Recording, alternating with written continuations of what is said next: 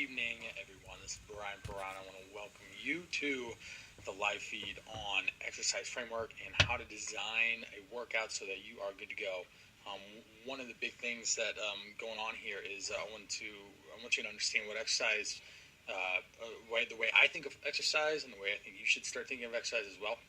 We're going through a wide variety of different things. If you got a lot of notes to cover, feel free to ask any questions whenever you'd like, and then we'll kind of get to those as well. So hopefully I'll answer a bunch of things. You'll have some clarity on how to program for yourself, and really understand when you go to gym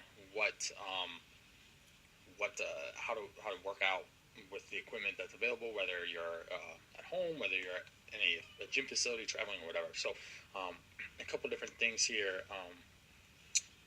The main goals of working out are to lose weight, fat loss, right? Muscle gain or strength adapt, gaining strength. So what we want to do, specifically with fat loss, is work out in a manner. Typically, a circuit can be a type of training that we gear ourselves toward fat loss. Also, just weight training in general, you can also burn fat by building muscle. What's up? Thank you. I hope to do a lot of cool stuff with these as well. Hello, everyone. I'm glad you're joining me. Thank you. So we got fat loss. We've got muscle gain. This is where you're going to see a lot heavier loads on you. And then last up, strength gains kind of coincide that, but we can get a little more specific to not necessarily muscle gains, but actual in the muscle strength gains. So a couple factors that we want to look at too when we are looking at prescribing an exercise program for yourself is the time of day. Generally, people ask, when's the best time to work out in a day? Well, the best time is the time that you're actually going to do it. And so adherence to exercise is going to be at the top of our list. And for the majority of the person that I ever see, and even myself, and particularly having adherence, having a fun, enjoyable workout that I will repeat, is going to win every single time, no matter what no matter what.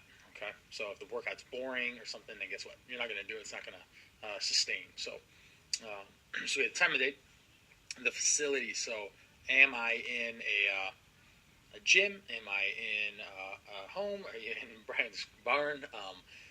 Am I outside? So those are different factors in how to kind of rate what you're going to do for workouts and how you're going to stack that. Okay. And then social environment. So what does that look for you as well? So if you are outside, are you with a group, or are you by yourself? Maybe you go for a run.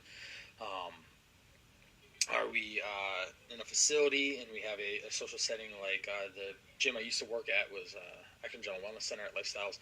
And it was a very social setting, more social than workout. And so oftentimes people go in there and they would end up going in and talking more than they actually worked out. So that's something to think about as well with that. So when we look at, I want to specifically talk about strength training today, and we can dive into like cardio and different things like that on another talk. But so when we are talking about strength training, we have three things that we're looking for: is frequency, duration, and intensity. So frequency, how often should I lift weights? In general, we want to go at least minimum of 3, all the way up to 5 days a week. The reason we're not necessarily interested in doing specific weight training beyond that is that we need rest. Rest is a vital part of what we do, and the actual recovery of the muscle is when you grow, when your body changes. So if you're always like pounding it down, boom, boom, boom, boom, then guess what happens? You can't elicit a physical change because you never allow your body to compensate for the effect that you have on it. So 3 to 5 times a week. We'll talk a little bit more about the actual programming of itself, what to do on those different days. Duration, ideally 20 to 60 minutes. So that could include a warm-up, or definitely include a warm-up and a cool-down. I definitely advise doing a warm-up because that is a vital piece of getting warmed up and ready to go. Then we've got intensity. So intensity is an important piece, measuring how hard you're working out. Okay, a couple different monitors on that is going to be the heart rate, how high is your heart rate, how much you're sweating, and then the perceived exertion. So on a level of 1 to 10, how hard are you working? Is that really hard? Is it just hard? Or are we really easy. Okay, so I ideally like to have a higher intensity workouts because that's going to serve your body best, especially in the time frame that you have. So when you get to the gym or you're get ready for your workout, ready, set, go, boom. It kind of goes back to some of my CrossFit days. I was a triathlete and a runner as well, so we always had the stopwatch going. So 3, 2, 1, and start and go, and off we go. So intensity is, I always say, is the magic pill that nobody wants to swallow, and that means that that you got to work hard to get the results that you want. And so I am definitely on that, and hopefully you've understood that as well working with me. Get that stuff covered. Different types of exercise are going to be aerobic training. We have muscle strength, and we have endurance. We've got stretching, and then we also have neuromuscular, which would be like balance and agility type movements. Okay, so we're not really going to talk about aerobic today, but we will go over the other ones, or not the stretching or the neuromuscular. We'll go over just the strength. So training for strength and training for endurance. Okay. Now, when we're looking for strength, how do we define what we're actually working toward? And that is defined with the number of reps and sets that you do. So in general, for the sets, we're looking for about 3 to 5 sets per exercise that are really going to elicit a strong strength response and a recovery response as well. So you get soreness. Real quick note about soreness is, why am I always sore 2 days later? And so that really is about DOMS, delayed onset muscle soreness. And so the lactic acid, the breakdown of the tissues, and the recovery process is starting to happen in that 48-hour window. And so that's why you always feel really sore 2 days later. So Amber, you're probably going to be really sore tomorrow night. So just so you know, okay? Now, as far as the reps, we talked about the sets every 3 to 5. Sometimes I personally will do more, so I'll have my workouts that I do, and I kind of dive into that a little bit later, but they're really boring, and they're very focused on very minimal amount of exercises. So I'll do like 3, 4, maybe 5 exercises in a course of 45 minutes to an hour, and really just kind of hit home on building up to a certain amount, and then working at that high level for a while with the actual weight itself. So let's set up the number of reps that we want for you to have. So under 8 is going to be your strength, and when we get to like under 3 is going to be like your absolute strength, and we're looking for the max number of strength reps, 1 rep max type stuff that we can do in that to elicit a very much a strength response. I personally, I myself have gone there many a day, 1 to 3 reps. Currently, I'm not doing that. It just doesn't quite fit into my exercise program and my routine at the moment, but I've definitely done it in the past. I'm not necessarily going to do any 1 rep max or anything like that with you guys. The reason being is that it just doesn't elicit the type of response that we want, okay? So we're definitely looking to be above, I'd say, typically 5 or more. The 5 sets of 5 is a really good strength paradigm that is very popular in the weight training arena. So is it like 3 to 5 sets at a high weight, or should we include like 2 sets for warm-up? Excellent question. So as you go up and stack, I would suggest even doing like 7. So the first 2 are going to be all right. So my connection is weak. You might see me walking around a little bit. Hopefully I'm like I'm a wall away from the modem, so hopefully I can hang in there and it can recover. So let's go back to Drew's question about is it like 3 to 5 sets at the high weight, or should we include 2 sets for warm-up? So again, we want to do 2 sets of warm-up and then get into the sets of whatever you're prescribed. So for like Drew, I would suggest that he does 2 to 3 sets that work up into that high rep, because we want to make sure that muscle's warmed up and doing well, and then we get into that working sets. So we want to do like 5 sets of the actual heavy weights and being engaged there. He's struggling here a little bit with the feed, so I might cut in and out, hopefully not too much. So for Drew, we would want to work up into that high, work into it and then go. The muscle is going to be warmed up and ready for action, okay? Let's move on. So under 8 reps of strength, from 8 to 12 to 15-ish in that range is going to be a moderate approach. That's where you're going to find the bulk of any of the things that I generally recommend to people. And Alright, I'm back again. I keep moving. Hopefully this will get better and I'll figure it out by next week. So, wanted to do it from my laptop and I couldn't for whatever reason, so I'm doing it on my phone and I'm not sure why it's a week. Alright, so 8 to 15 is going to be that rep range that most people are used to.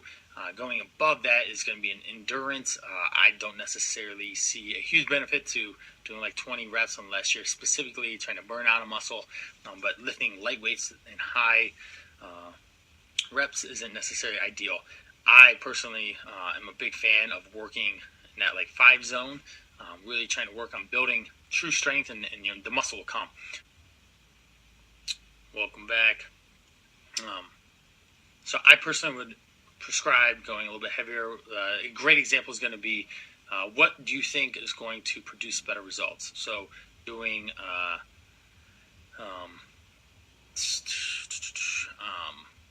five reps at 100 pounds or 25 reps of think of how it goes. So basically we're looking for 500 in both situations. So we could do 100 pounds for 5 reps, or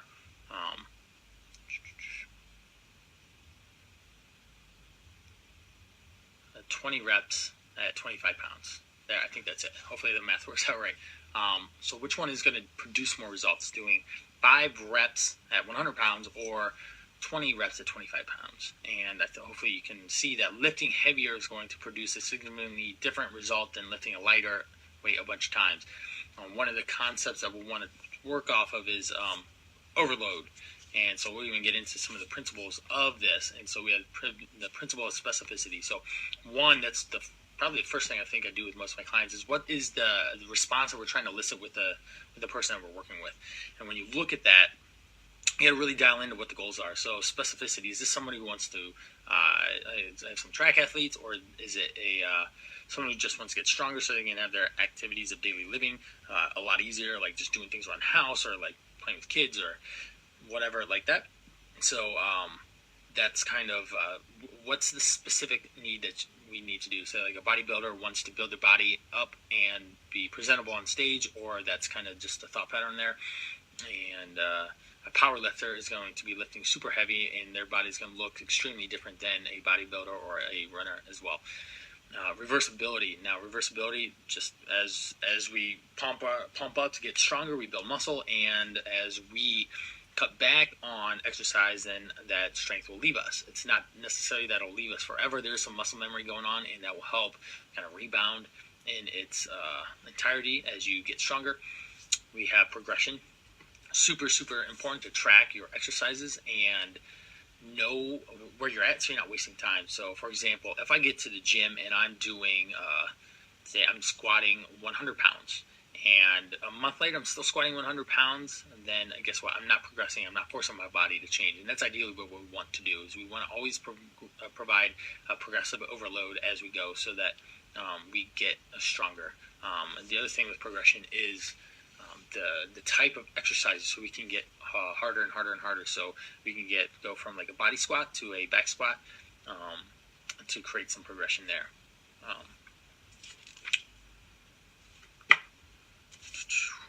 Look over my notes.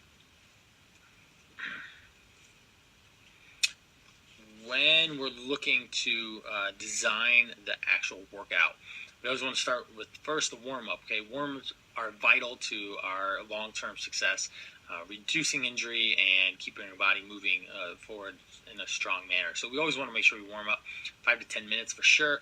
Ideally, we're doing a lot of mobility in there as well. So a sample warm-up would be 5 minutes of cardiovascular movement. Then we do 5 minutes to mobilize the specific muscle groups, joints that we are going to be using in that workout, and that will allow the muscles and body to respond accordingly. So if I'm getting ready for a serious workout, I usually will do a cardio warm-up, so run, or I've got the rower. Those are going to be the 2 most common ones that I would pick no matter what, because they're kind of full body, and they're going to allow, or that air bike, it's going to allow for a much better fine-tuned warm-up. So push-pull, getting the upper body moving as well.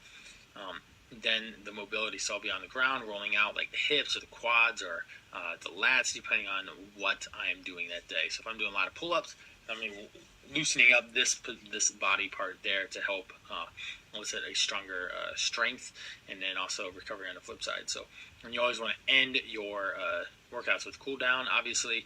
So a lot of us will just kind of put her out and not do anything afterwards, and that isn't necessarily ideal. Okay, so another 5 minutes to kind of bring the body from up here down here to help circulate different things that are going in your body, from lactic acid to inflammation, and get some new blood flowing into the body as well. So ideal there. MobilityWOD.com is a fantastic place to learn a lot about mobility. Google, YouTube, Mobility WOD, WOD, and that is you're going to find an abundance of mobility there. One day I'll probably go over some mobility in a video as well, because it's a very important part of exercise prescription. So now for the actual part of the workout. Now when we're working out, we have a variety of different ways to do this. So there's a lot of different types of approaches out there. So we have our bodybuilders, which is what Arnold had professed to be a very popular back in the 70s all the way up to today. So get on the Nautilus machines, or building up specific body parts and get a more aesthetic and balanced approach to your body. We have powerlifting. Powerlifting is where we're working on a squat, a bench, and a deadlift, and we want to get those 3 lifts as strong as possible. So there's this whole culture around that.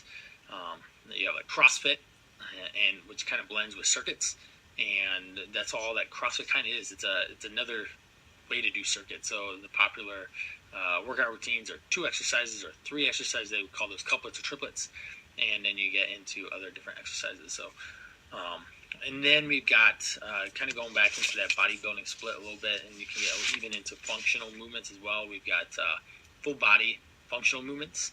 We've got full body splits, like doing an upper body and lower body in the same day, or we have actual just body part splits, where we're just doing chest and tris, or back and bis, or shoulders, or leg day on its own. I'm a big fan of doing full body splits, so like doing an upper body and a lower body, then rest. We do it in a superset fashion, so we're going to be supersetting our workouts. Superset simply means that we're doing one exercise followed immediately after by another. Okay, it's that simple. And the big reason I like supersets is that it keeps you moving, it keeps your heart rate up. Time efficiency is critical for most people, and so staggering an effective superset is going to allow you to get a lot of work done in a little bit of time. Now, the actual workout itself, when we're looking at that, we have a couple of different ways to go about this. So we've got different planes that we work in. So we have horizontal and then vertical as well. So we have horizontal push. So think of chest type workouts, or pressing, push-ups, benching, presses. So anything that's going out in front of the body. Then we have horizontal pull. So any type of rowing activity is going to be a horizontal pull. We've got a vertical press and a vertical pull, and then we also have a vertical push down as well. And those are different ways to help create some balance in the muscles group. So an easy example of this is everybody knows that Monday is, especially for men, is universal chest day, right? Everybody does chest on Monday. And as the week goes on, their enthusiasm and motivation and busyness kind of get all tangled up, and they end up not making it to gym as much. But then they get through the weekend, they recharge, ready to go back to gym on Monday again, because you always got to go to gym on Monday, and then also all diets start on Monday. But they get back into the gym and they're doing chest again. So ultimately, all of a sudden, like, they're really only focused on one movement pattern and one specific type of movement. And so what we do is we end up overdeveloping a specific muscle group. And so ultimately, if I were to just do chest all the time, like, I'm going to develop my chest muscles, I'll definitely get strong, but I'll also start to round forward because the muscles will pull in rather than creating some balance. So as you go through workouts and exercise selection, when you do that, you want to make sure that you're balancing out these type of movements so that you keep the joints and muscles from pulling or getting too sore, or overdeveloping and then underdeveloping on others. So a lot of people ignore their back. Why? Because they can't see it, so they don't. They're not as excited as they are to work their biceps. I'd love bigger biceps. I've got a long way to go, but I'll keep working those. So hopefully that helps when designing the overall design and the flow of an actual workout routine. So let's kind of dive into what I would do before I go into some other things about adherence or different general facts. So when I think of a workout, I'm thinking in those planes of motion. I'm get warmed up, want to be mobile and movement oriented to those specific muscle groups that we're going to be working. Then we get into the actual theme of the workout. So in general, for most people, I would suggest doing 2 types of days. This makes it super easy. We'll talk about a 3-day split and even a 5-day split or a 4-day split. So a 2-day split, we'd have 1 day where we do push and 1 day where we would do pull. And to create the biggest bang for the buck, we want a superset, meaning that we're going to do 2 exercises back to back, then rest. So on a side note, there's things called like giant sets where you do like 3, 4, 5 exercises, different exercises in a row. I don't think that's necessary for most people I work with. So going back to a typical push day, so I would, super simple off top of my head is going to be a bench or a pressing type of movement, push-ups, bench, dumbbell presses, machine presses, follow that up with a leg exercise. And so then we rest. That's one thing we'll talk about here in a second. Then we'll rest for about 30 seconds and go right back into another pressing movement and then squats to follow a specific leg exercise. Let's do a brief timeout about rest. Ideally, if you're lifting super heavy, so like under 5 reps, 3 reps, 1 rep, you're going to wait like 5 to 7 minutes between sets. Yes, that long. And that's proven through numerous scientific studies about rest being ideal for that specific, the specificity of that particular training style. Typically, the 60 seconds per set allows the muscle to replenish its energy source so that you can give it a good go for the next round. Following that, we're going to, a typical, if you're trying to still work some muscle gain, is getting into like 2 minutes rest in between sets to allow for a maximum of muscle. Yeah, Drew, like if you're really going at it and like think like super heavy, he just said, wow, I didn't realize that rest should be that long. Like think of like the big lifters, like if you're lifting, say I could deadlift 500 pounds. I've deadlifted 415 before, but 500 pounds is a long way away. But I would want to rest a really long time in between sets to allow my body to recover. And for most people, and particularly the individuals that I see, it's a very much a time sensitivity and boredom as well. So the person who's going to wait 5 minutes is very driven toward getting a very specific goal, and so they'll sit and just sit and wait until their 5 minutes are up to go get another set. But I find that most people aren't going to do that. So how do we make a fast, efficient workout? And so what I love to do is kind of what I'm prescribing here is we'll do that push day, we'll do upper body, we'll do a lower body, then we'll rest for 30 seconds. And the reason being is that by the time we get back to the top one, that upper body, we have rested for at least a minute on those muscle groups because it took at least 30 seconds or more on the legs of that particular superset, and then you took an additional 30 seconds, so you're looking at least 60 seconds all the way up to 90 seconds until you get back up to the first exercise. So for a 5x5 set, I would suggest, you're looking like 2 minutes or so, and there's different ways we can go about it. I'll kind of talk about that in a little bit. I have done like the Wendler protocol and a daily undulating periodization. I like the Wendler approach the most. It goes off percentages of your 1 rep max, but off 90%. The DUP, the daily undulating periodization, is a lot more challenging, very volume driven. So you'll be doing like 5 sets of 5 of this exercise and that exercise. So it gets very taxing. I'll wrap this up here and then I'll go back to what I was talking about. If I were to do a 5x5, I'd have probably like 3 or 4. Let me see if I can pull it up here. What I was doing for a while, I really enjoyed it. But it was work.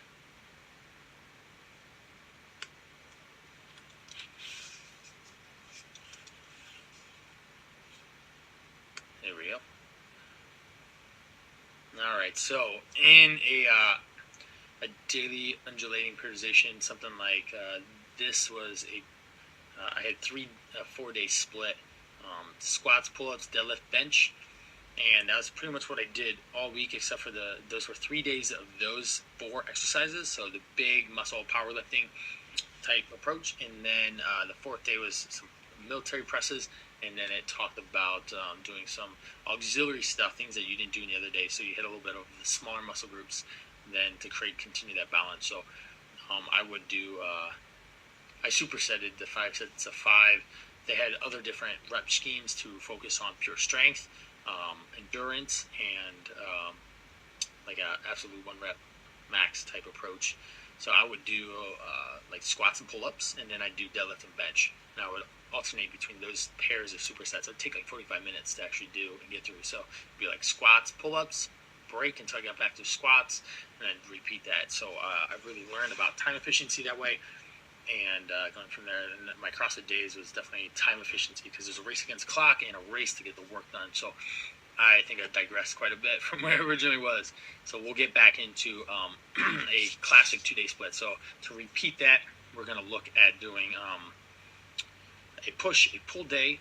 In general, when you're doing actual workouts, if you're getting more than like say 20 sets in the actual workout, you may be overtraining and maybe doing too much. So you don't necessarily have to do a significant amount of reps or sets, to be able to get volume in and work that. So a typical push or pull split for 2-day rotation, I would have 4 pairs of exercises. So upper body, lower body rest, upper body, lower body rest, and so on and so forth. On the pull days, I would do things like pull-ups and a posterior chain type work. So in the pressing, it's a little more of the front of the body. So chest press, shoulder press, squats for a little bit more squat driven. So you could even do leg extensions or front squats. When you do that in the pull day, we're looking for posterior side of things. So the back muscle, so like shrugs, pull downs, pull ups, rows, all sorts of different variations there. Deadlifts as well to create the back side of the body to get those buns of steel, right? And a strong low back as well. So again, hopefully make that clear. So one real final piece on the 2-day split.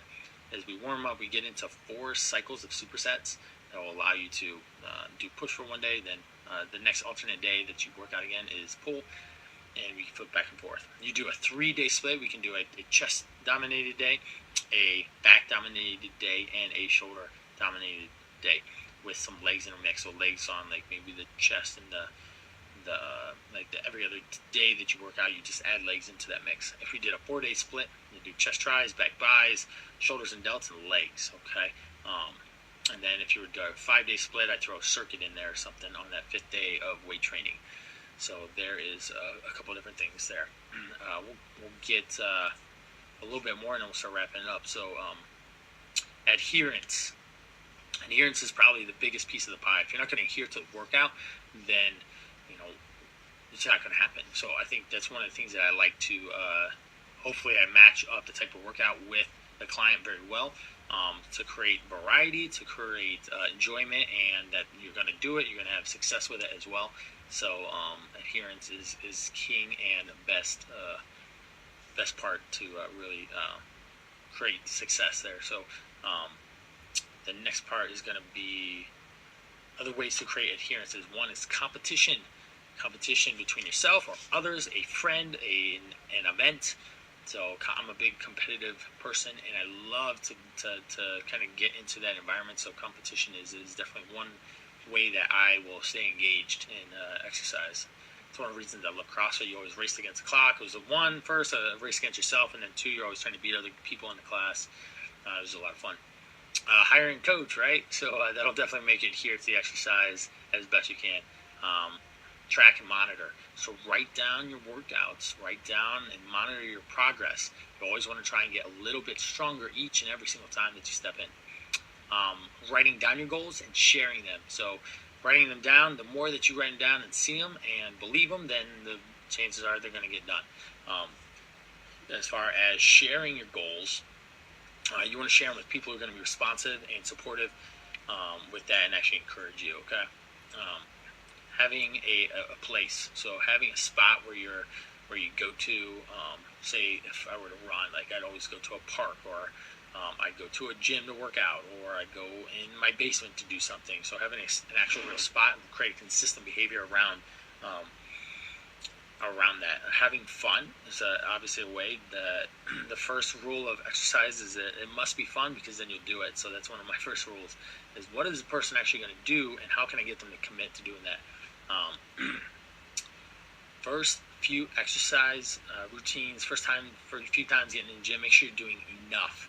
So the biggest thing, we want to make sure that you're not overdoing it. A lot of people overdo, and that just totally kills adherence. So they're all gung ho, emotionally driven, excited to succeed, and then they are so sore they can't walk, they can't bend their arm. They got the T-Rex arms, and they can't straighten their elbows. Not cool, by the way. And then, so we got commitment is a significant thing that we want to do, is committing to your goals. That's something that I have to do on a regular basis. Be congruent with what my particular message is as an exercise person, and what I'm about, and especially helping to create some motivation in you as well. So commitment is a very big thing at the top of my list. Setting realistic goals. Obviously, we want to make sure that the goals, we stretch to get to that goal, but we also know that we need to be able to reach it as well. So, hey, Brian's going to deadlift 500 pounds, and by the end of the year, probably not going to happen, okay? I'm not deadlifting enough. I'm not doing enough supportive exercise. I'm not eating enough to be able to accomplish that. So I really have to reassess my habits and goals to create that goal to happen. Routines and habits, so becoming habitual with that and setting yourself up for the most success. So like driving to the gym after work is going to be far more of a positive experience for you than driving home and then driving to the gym, because what happens when you get home, you get tired, you get shifted into all the other things that are happening around in your world, and so that's not a good thing. Having a lot of variety, so variety is the spice of life, and the more variety, the more fun, the more engaging you'll get, and that's why when you come see me, I am a big fan of a lot of variety, because it's boring for me too if I'm just, hey, here's what we did last week, and then we're going to do it again this week. Now, if you have a set program to do when you're not around me, that's 100%. It's going to just create consistency and commitment for you to get that progression and overload that we're seeking, as we mentioned before. Having planned workouts, so always going to the gym with a plan of action that's going to actually get you to do the work and follow the program that you want. So ideally, I will have given you something to do. There's things in the online resources that you can do as well, and we can continue to go from there. A couple of FAQs and different things to think about is being intimidated. Are you intimidated when you go to the gym? I know a lot of women are, especially when they get into the weight room, right? That's where the men go. Well, that's not necessarily true. You want to lift weights. It's a vital part of being strong, and that bleeds into confidence and all sorts of other things, and being capable of doing things on a regular basis. Travel is important as well. To think about, how are you going to travel? How are you going to work out when you travel? You're going to do body weight stuff. You're just going to do cardio. Are you not going to work out? Like my last vacation, I didn't work out at all, and I found that it was actually a great experience for me, because it allowed me to rest and recover, because I work out all the time, and it didn't interfere with my beach vacation. But as soon as I got back in the swing of things. When to do cardio? Do you do it before? Do you do it after? And I'll tell you that we will want to do cardio after. And the big reason being is that your muscles are like a fuel tank, okay? They store glycogen, which is carbohydrates for the muscles. Now, what we want to do is we want to use that fuel for the hardest part of the workout, which would be lifting weights. And so the more that we have energy for the weights, then we can use the cardio to burn up the rest and try and burn up some fat as well. So if we're out of carbs, the body will store, muscle specifically will store 350 to like 425 grams of carbohydrates, depending on how fueled up you are. Then the liver will store up to 75 grams of carbohydrates, and so your body will use that up. Now, another fact is finding time, right? That's a super important thing, is setting aside time in your day. Whether we go way back to one of the first things is, when are you going to do the day, when it's the best. Secondly, it's going to be planning it out. What gets scheduled gets implemented. So I even have this big problem with that today. Even I was pretty busy. I've been up since 5:20 today. It is now 10:04. And so tough, long day. I had a brief hour and a half break, and then I had another small breaks here and there throughout the day. Probably total about maybe 2 hours, maybe 3 hours of non-work time throughout the day. And other than that, I've been engaged with somebody throughout the day. So scheduling the workout was imperative for me. I ended up eating, and I sent an email in the time because work is always calling me to help provide and support to you guys.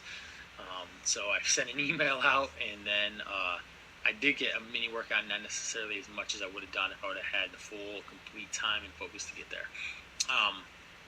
Boredom. Kind of talked about that. Make sure you do things that you like and that are going to keep you engaged. So if hopefully lifting weights isn't too boring to you. If it is, then let's figure out how to make it more fun. Maybe a circuit would do you better. A simple way to set up a circuit is an upper body exercise, a lower body exercise, and a core exercise that you just cycle through. So push-ups, squats, and sit-ups, or the list goes on and on to unlimited amount of variety. Pull-ups, lunges, and plank hold. So you can go all day long trying to figure out great circuits, great to release boredom. Another thing is that if you're tracking, then you'll get that progression that you're looking for. So setting new PRs will help break boredom. So easy, other way to justify tracking. Results happen when you are consistently doing the work and putting the effort into what you want. So the benefits of exercise are the results. I have to look better, to feel better. I'm more capable. Is the results of doing the work. Okay, and then before that comes what the motivation is, the true vision of why you're actually going to do the work. I call it the value proposition, and what is it that's going to get you to do the work to get the benefits of getting stronger, getting more muscle, and all that. We'll go to questions here in a little bit if you have any for those that are on the live broadcast. I'm going to wrap up with this on my end, I think, unless I dig deep into the brain of different things that I can think about. Spot reducing, it is a myth. So you can't just I'm just gonna tighten up my bottom only, or my stomach, or the under, like in here or here. Ideally, when we spot reduce, we want to that's gonna happen through lifting weights, but also in the kitchen, being tight on the diet and really understanding how your body works with food. So spot reducing really isn't a thing that you could reliably depend upon for yourself. Let's see. So let's recap the biggest takeaways I wanted you to have as a framework for working out. When you you can help this might help you understand what our workouts look like, or how I prescribe to you, or how you can prescribe to yourself when you're at home, a gym, or traveling.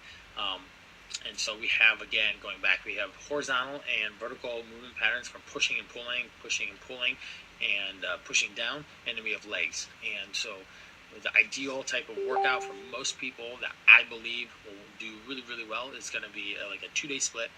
It's going to be a warm-up driven with mobility.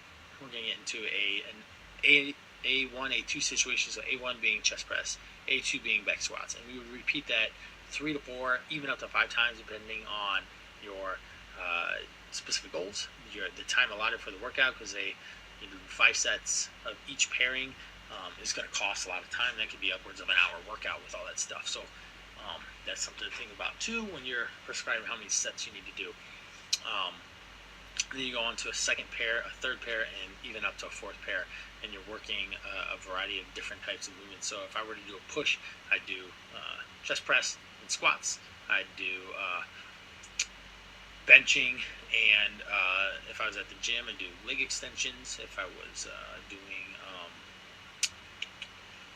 shoulder press and squat jumps, and then the fourth one could be a little bit more auxiliary, so you could even just superset triceps and delts to finish that off on. Then I'd do pull down. For a pulling day, I would do something such as warm up. Of course, we get into the actual movements of pull ups or pull down and deadlifts. Doing a barbell row would be ideal, or a machine row, or a dumbbell row, and some walking lunges. Doing the third set could be like an upright row or shrugs, or another variation of a row, and that would then incorporate some leg curls for the posterior chain of the hamstrings, and then lastly to finish up with some auxiliary stuff, so like biceps and calves for the last pairing, or biceps and lunge jumps, and then cool down. So those would be 2 pairs of a 2-day split, and I would just simply rotate those. So day 1 of exercise, I would do the push. Day 2, I would do the pull. Day 3, I would rest. Day 4, I'd do the push. Day 5, I'd do the pull. Day 6, I'd rest. Day 7, I'd do the push. And so that would give me that'd be 5 days in the week, allowing for 3 rest times in between that, rest days or just cardio days. We'll talk about cardio in another time, but hopefully it helps a little bit. Personally, I try and work out whenever and as much as I can. Having 4 kids, it's a little bit challenging. Having my own business is a little bit challenging. So if I can if I can schedule and work out with somebody, I'm going to do that first, because that's going to actually get me to do the work. Because if I'm meeting someone, then I do the work. If I do it by myself, I can get the work done, but I'm just like you. I end up cutting things short, and just my interest can wane, and it might not be as good of a workout all the time. I would focus on high intensity, trying to lift as much as I can do. I would go for the biggest muscle groups, the compound movements, that is doing big multi-joint exercises like benching or squats or deadlifts or shoulder press. My workouts are really boring, meaning I'll do like 2, 3, 4 exercises, and that's about it. And I'll do that just on repeat for like 45 minutes. So today I squeezed in a little bit of just bicep, tricep auxiliary work. So I just literally did bicep curls, tricep extension on the TRX. I just flip-flopped between the two for like 25 minutes, getting as much work in as I can before I ran out of time. Or another day I'd do like a chest and some legs, so I could do something like benching and deadlifts, and then I'd do multiple sets, like 5 to 7 sets of that. Then I'll get into like doing dips and tricep extensions and more deadlifts, or some walking lunges. That could be a sample push day for me. A sample pull day would be pull-ups and deadlifts, or back squats, a barbell row, and some other type of leg movement. Then bicep curls, and it could be just a bicep finisher for that. Let's talk about finishers here, and then I think I'll be done. So a workout finisher is a thing that you can do at the end of the workout to really burn up a specific muscle group, or kind of exhaust you to fatigue that particular muscle, or a type of workout. So we do it a lot with me because it adds a bit of variety. It adds a little bit higher intensity. So it could be a cardio and a weight training, weight movement. It could be a cardio and ab. It could be multiple weight movements together. We've usually done 5 to 10 minutes of a higher intensity, and that's gonna really hit it home for you. So hopefully you've learned something. I think I've talked for too long. Go figure. That's how I roll. It's been approximately an hour, minus those reconnecting issues. But the cool thing, this is recorded. You'll be able to dive in and rewatch it. I'm going to also put this in the little members online resources, and then we'll plan on next week to get another talk in. So have a awesome evening, and we will talk to you later.